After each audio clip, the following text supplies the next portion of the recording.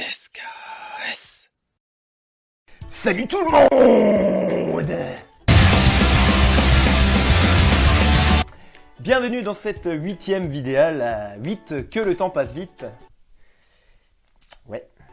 Mathieu se trouve toujours et encore dans la capitale polonaise. Après les petits déboires de la veille, notre ami va tenter de conjurer le sort. Objectif de la journée, obtention des visas. Visa! Visa! Visa!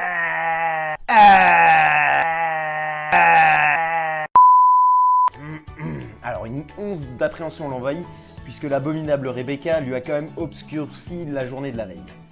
Tu parles d'une malédiction la meuf. Première escale de la journée, l'ambassade de Mongolie. Muni du formulaire imprimé sur internet, d'une photo d'identité et de sa carte bancaire, il se présente fièrement au guichet.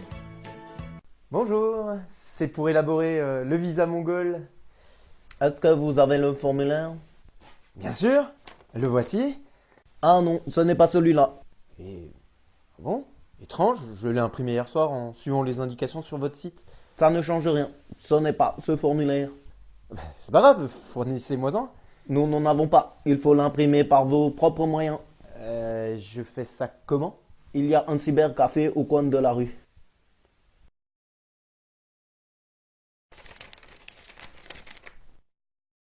Voilà. C'est bien celui-là? En effet, merci. Passeport et photo d'identité. Voilà.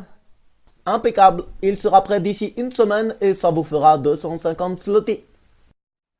Pardon? Il était écrit sur le site internet que je pouvais le récupérer dans la journée? Oui, bien sûr. D'accord, alors pourquoi je dois revenir la semaine prochaine?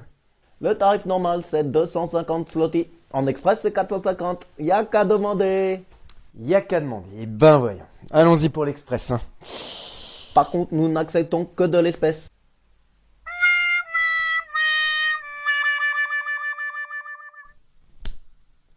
Il y avait vraiment de quoi se cogner la tête contre les murs. Mais bon, tout est finalement rentré dans l'ordre. Et 10 minutes plus tard, tout était prêt. Une bonne chose de faite. Chaud comme la braise, il enchaîne avec l'ambassade chinoise. Alors, mis à part une attente d'1 heure et le fait que le mec avait les yeux tellement bridés qu'on se demandait comment il faisait pour voir, rien à signaler. T'es sûr? Ah si, le gars en question n'avait pas l'air de savoir comment fonctionnait son logiciel. Qu'on a bouffé du riz le nouache. Mathieu aurait voulu l'aider, lui indiquer sur quelle touche appuyer. La technologie, c'est quand même quelque chose de fabuleux. Il y a quand même des mecs qui n'arrivent pas à utiliser un truc super simple que d'autres gars super intelligents ont inventé. Cela étant, Mathieu ressort avec son visa. Visa! Visa! Visa! Et bim, 2 sur 3. Blah! Reste plus que le russe. Bon, alors là, par contre, c'est un peu moins la fête. Hein. L'atmosphère lugubre de cette ambassade donnait la chair de poule. Ouais, ça ressemblait plus en fait à un couloir de la mort.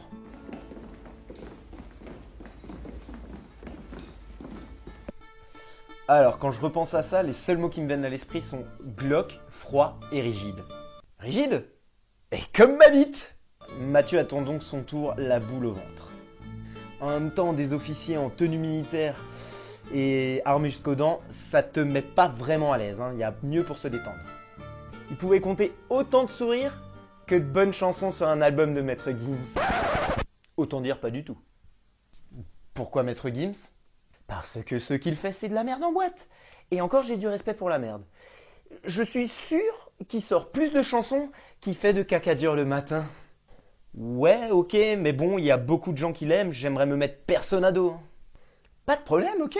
On peut parler de Jules, Black M, de... L'important est que ce qu'avait dit Rebecca s'avérait juste, à savoir qu'il est fastidieux à obtenir.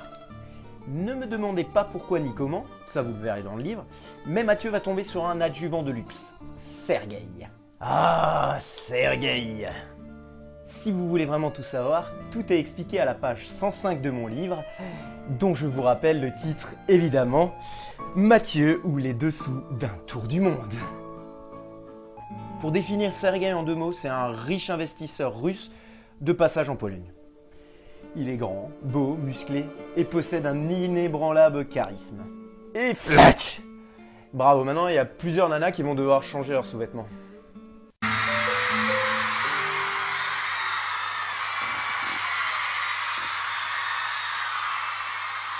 Bref, Sergei va lui indiquer comment obtenir un visa russe, mais de manière détournée. Une travel agency clandestine, ça me plaît. Alors en fait, il faut passer par une sorte d'agence qui effectue toutes les démarches à notre place en utilisant des faux justificatifs. Bien évidemment, la Russie est au courant. Ça s'appelle la corruption, mon petit.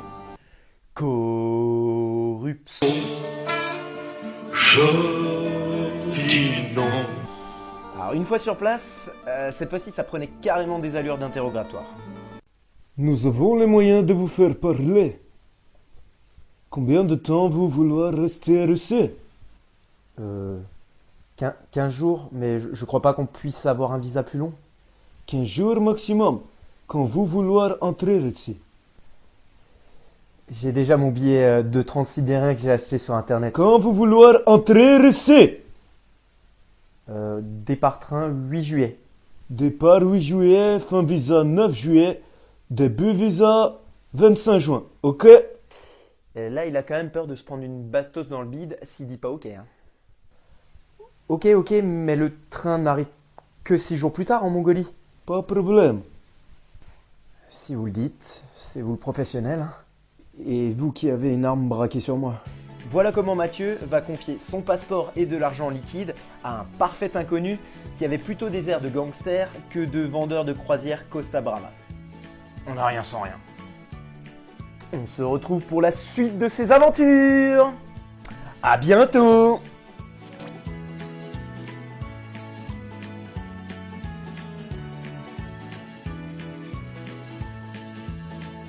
Putain, tu fais vachement bien l'accent russe. Ouais, je sais.